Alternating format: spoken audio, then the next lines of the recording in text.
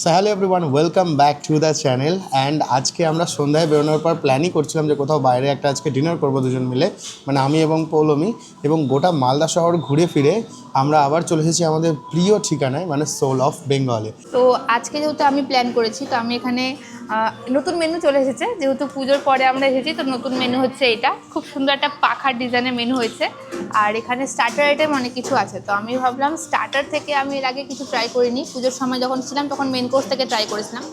তো স্টার্টারের মধ্যে অনেক আইটেম আছে। তো এখান থেকে আমাকে একদম সাজেস্ট করলে যে ভেটকি চিংড়ির যুগলবন্দি একটা আইটেম আছে, ওটা ট্রাই করতে। তো আমি অর্ডার করছি ফার্স্টে ভেটকি চিংড়ির যুগলবন্দি।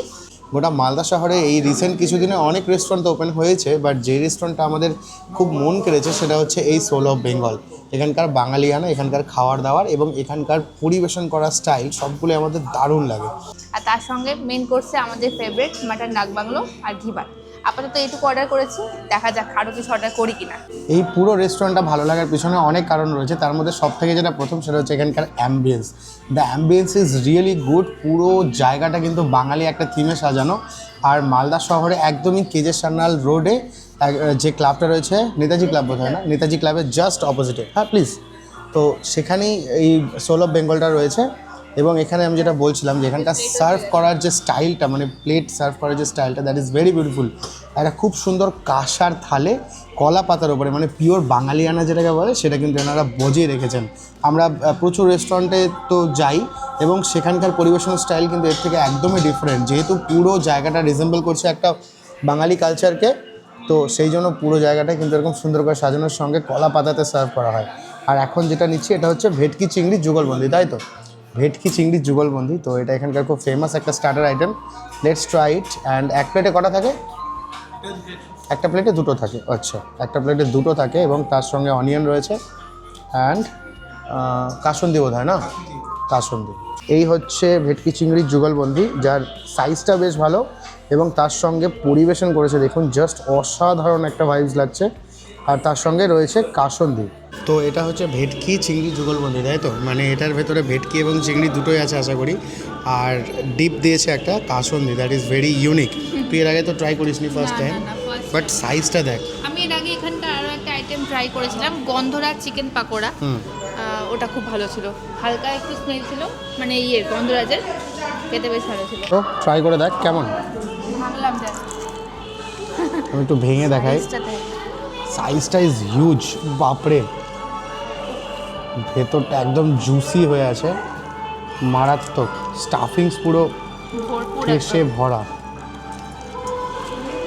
এইরকম আছে ভেতরটা। আমি এত ভালো ভেটকি আর চিংড়ির ডিশ ফার্স্ট টাইম ট্রাই করছি। এবার যদি দেখাই ফিশটা কতটা ফ্রেশ, এখানে কিন্তু বোঝা যাবে একদম ফ্রেশ। আমার মনে হলো ভেটকির ফ্লেভারটা একটু বেশি প্রমিনেন্ট রাদার দেন চিংড়ি। যেহেতু ভেটকির একদম ফিলে আছে উপরে, ফিলে আছে, আর চিংড়িটা হয়তো পেস্ট করে আছে। বাট খেতে দারুণ। তো এতদিনে তুই যা যা ট্রাই করেছিস এখানে, মানে সোল অফ বেঙ্গলে, তার মধ্যে তোর যদি একটা আইটেম মনে হয় সেটা কি বেস্ট যেটা? ডাক বাংলো। আর সেটাই কিন্তু আমাদের সামনে চলে এসেছে। এটা হচ্ছে ঘি ভাত, তাই তো? ঘি ভাত অ্যান্ড মাটন ডাক বাংলো। চলো সার্ভ করে দাও। বাঙালির কাছে একদিকে যেমন ঘি ভাত প্রিয়, তার মধ্যে বাঙালির তো অবভিয়াসলি প্রথম থেকে সবার ডিম তো ফেভারিট, আর তার সঙ্গে মাটন তো মানে খাসি। মাটন ছাড়া বাঙালির কিন্তু মানে অসম্পূর্ণ সমস্ত প্লেট। আর সব কিছু মিলিয়ে এই মাটন ডাক বাংলো আর ঘি ভাতের এই কম্বিনেশনটা এর আগেও আমরা বোধহয় একবার ট্রাই করেছি না দুবার ট্রাই করেছি। আমাদের ভীষণই ভালো লেগেছে। মানে প্রথমবার খেয়ে এতটাই ভালো লেগেছিল যে আমরা দ্বিতীয়বার খেয়েছি, দ্বিতীয়বার আবার। আজকে ভাবলাম শুধুমাত্র আপনাদের সঙ্গে এই এক্সপিরিয়েন্সটাও শেয়ার করবো। একদম রিচ থিক একটা গ্রেভি। অনেকে হয়তো অয়েলি বেশি পছন্দ করে না, তারা একটু অ্যাভয়েড করতে পারেন, বা অ্যাভয়েড না করে আমি বলবো মাসে একবার তো খেতেই পারেন।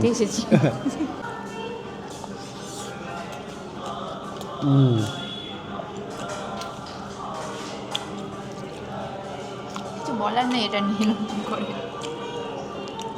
অসাধারণ।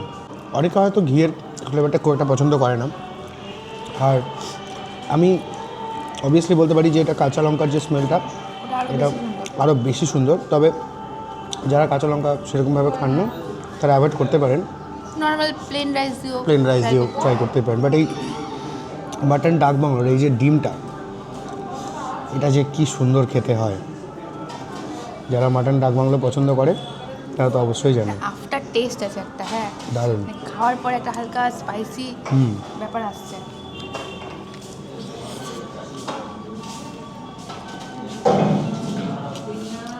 মাটনের প্রত্যেকটা পিসগুলো দেখেছিস, একদম বাছাই করা।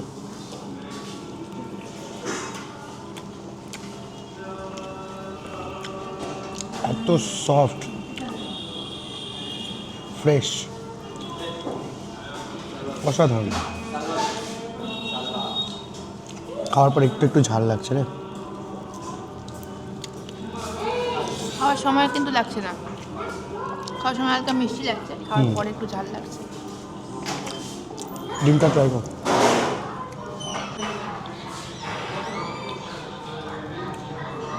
আমরা বেশিরভাগ সময় বাইরে নর্মাল যে সমস্ত থালিগুলো খেয়ে থাকি সেগুলোতে মানে রেগুলার খাওয়ার জন্য সেগুলো একদম পারফেক্ট। এগুলো যেহেতু একটু রিচ, তো মাসে 1-2বার ট্রাই করাই যেতে পারে। একদমই অ্যাভয়েড করে দেবে না, কারণ এই বাঙালিয়ানা এই আভিজাত্য কিন্তু সব জায়গায় পাওয়া যায় না।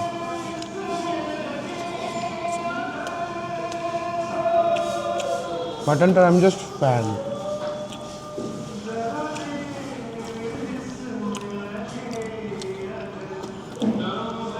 সোল অফ বেঙ্গলের একটা ট্যাগলাইন আছে, অনেকে হয়তো জানে না, মায়ের হাতে রান্না। আর এটা ডেফিনেটলি প্রত্যেকটা মানে অক্ষরে অক্ষরে এই জিনিসটা মেনটেন করে চলে এখানকার সমস্ত যারা রেসিপি তৈরি করেছেন এবং যারা বানাচ্ছেন এবং স্টাফ। ভেরি বিউটিফুল, খুবই সুন্দর। অ্যান্ড আমি যদি বলি কোয়ান্টিটির কথা, তো গ্রেভির কোয়ান্টিটি খুব সুন্দর, বাট রাইস একজনের জন্য পারফেক্ট, দুজনের জন্য চলে যাবে। এর সঙ্গে একটা লুচি বা পরোটা আপনারা ট্রাই করতে পারেন। আর রাইসের কোয়ালিটি যদি দেখাই, একদম খুবই সুন্দর বাসমতি রাইস, পারফেক্ট একদম। ঝাল লেগেছে একটু।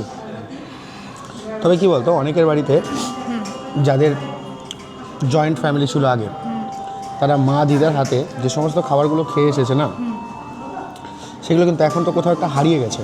কারণ এই যে স্লো কুক মাটন, এই যে শিলে বাটা যে মশলা, তার একটা আলাদাই টেস্ট থাকে। এখনকার দিনে সমস্ত টেকনোলজি অনেক অ্যাডভান্স হয়ে গেছে, অনেক কিছু নতুনত্ব চলে এসেছে, যার জন্য রান্না আরও ইজি এবং কুইক হয়ে গেছে। তবে কোথাও গিয়ে আমাদেরকে সেই স্বাদের সঙ্গে কম্প্রোমাইজ তো করতেই হয়। আর সেই কম্প্রোমাইজটা থেকে এইখানে কিছুদিনের জন্য বা কিছুক্ষণের জন্য ছাড়া পেতেই পারেন। মাটনের পিসগুলো দেখেছেন, একদম ফাটাফাটি পিস, সাকুলেন্ট মাটন, একদম ফ্রেশ পিঙ্কিশ ভাবটা রয়েছে।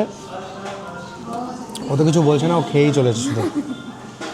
আমি খাচ্ছি কারণ আমার এটা খুব ফেভারিট, তারপরে খুব ঝাল লাগছে, জন্য তাতে খেয়ে নিচ্ছি। ও ঝাল খায়, ওর অসুবিধা নেই, কিন্তু আমি একটু ঝাল কমই খাই, তাই একবারে ঝাল লাগছে বলে তাতে খেয়ে নিচ্ছি।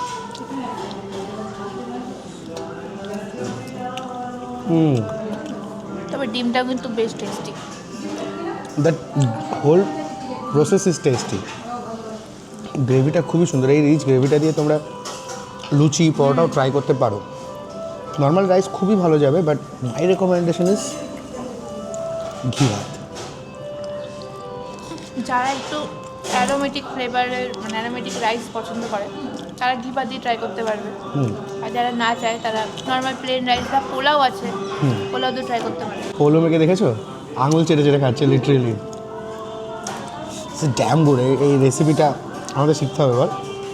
তুই শিখবি? মানে আমাদেরকে বললাম। আচ্ছা,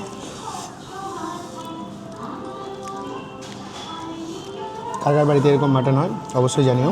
অ্যান্ড রবিবারের দুপুরে এটা খেয়ে ঘুম দাও।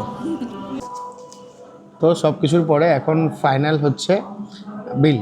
আর তার আগে একটা খুবই অদ্ভুত জিনিস দেখলাম, বক্সটা জাস্ট দেখো।